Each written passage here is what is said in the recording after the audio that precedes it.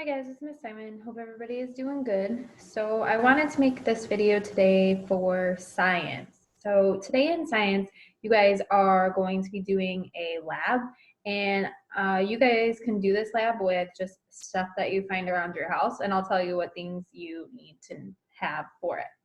But first, we're going to kind of review. Remember, on Monday, we looked at our last scientist who has to do with gravity. We looked at someone named Sir Isaac Newton. And remember, his role was he kind of applied mathematics to the concept of gravity. So remember, we had Aristotle, who he just observed. He never really did any experiments with gravity. And then we had Galileo, who actually started performing experiments and proved Aristotle wrong at the fact that it doesn't really matter the weight of the objects, it matters about the friction, the air friction. And then we have Newton, who we talked about yesterday, started to apply mathematics to it. Okay, so today you guys are going to do a lab that's going to kind of test this idea of gravity and air friction. So let me share the screen with you so you can see what exactly you guys are going to be working with. Hold on.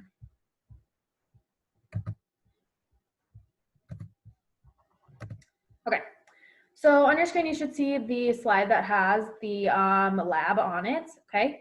So when items are dropped on Earth, they experience not only the force of gravity, but also the frictional force of air resistance. So this comes into play. We know that we learned that everything that is dropped falls down, falls towards the center of the Earth. It is pulled down.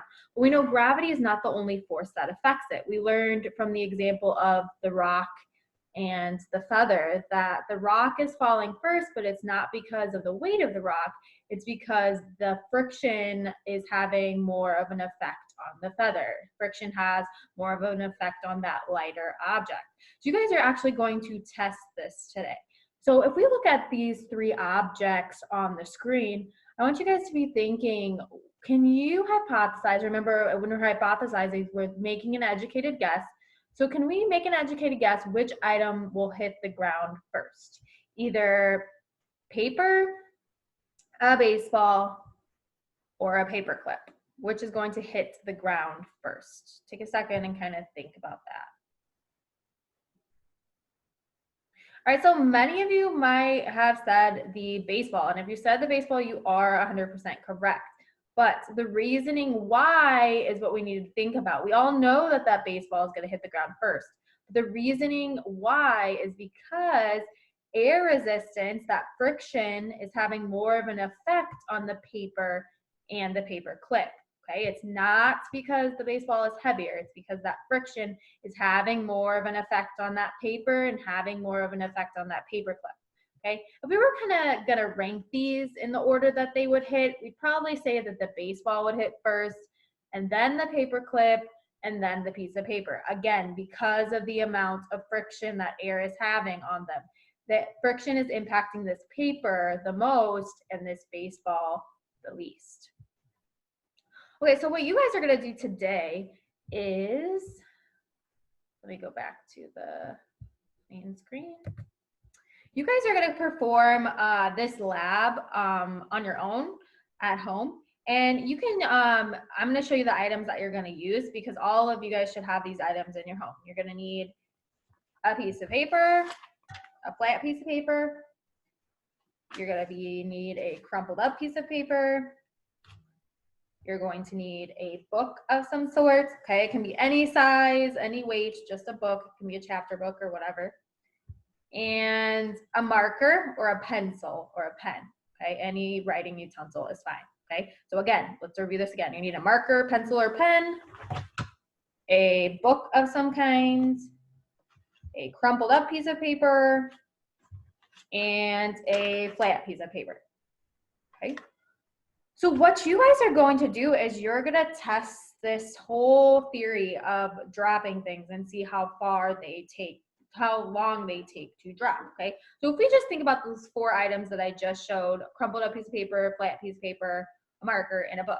Some of you guys probably have a prediction of which of those things is going to hit the ground first, okay? And again, it's not going to be because that item is the heaviest. It's going to be because that item has the less amount of friction acting on it. Okay. So I'm going to kind of drop these items and we can kind of see which is going to fall fastest. And then you guys are going to do the same thing with the same items. They obviously might look a little different because you might not have the same book or the same marker in your house. Okay. And then you guys are going to fill out some questions that kind of helps explain why your items dropped the way they did. Okay. So hopefully you can see me. All right. So the first item we're going to drop is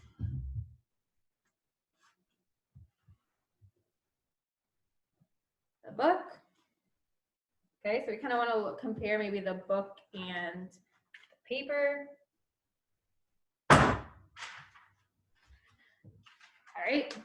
Okay. So obviously we can see there which dropped faster. Okay. Then let's try maybe the book and the marker. Okay. And we can try the book and the crumpled up piece of paper. Okay, and then we're just gonna try and compare items, compare all the different items. So now maybe I would try the paper, the crumpled up piece of paper and the flat piece of paper. Okay, you guys should be able to see which of those took longer to drop. All right, and then you can just go on and test one against the other until you've tested them all against each other, okay? And after you guys have tested all of those objects, okay, then you should be able to see, you should be thinking, well, which one dropped the fastest, okay? And which one took the longest amount of time to drop and why, okay? So after you guys have done that, you guys will fill out, I'm gonna show you the questions that you're going to answer.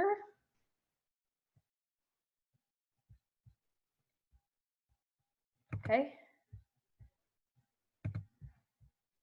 I'm gonna have these questions in a Google Doc and you guys can fill them out, or not Google Doc, sorry, a Google form. And you guys can put that in, put your answers to these in. So which object or objects always drop the fastest and the slowest? So you're gonna need to tell me which objects drop the fastest, which objects drop the slowest.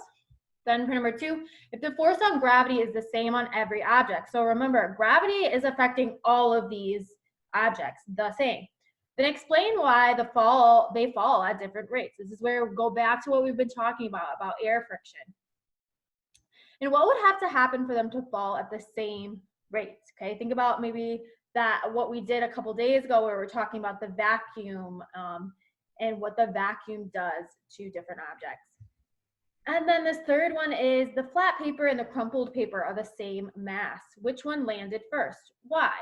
Okay, so when you guys tested those two objects, the crumpled paper and the flat paper, which landed first and why? Okay, a parachute is similar to the flat paper. Why does a parachute work? So think about a parachute. What does a parachute do?